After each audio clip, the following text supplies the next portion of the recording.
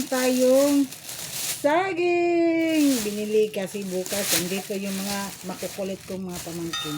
Para magluto tayo ng kakainin natin ngayon. Oh, ang ganda.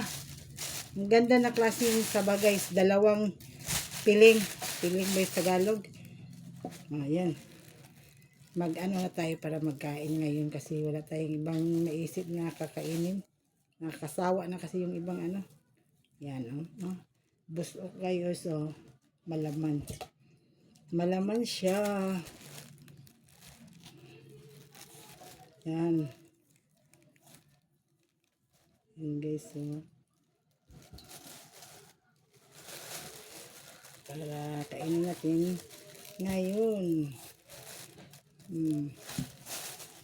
Okay. Okay.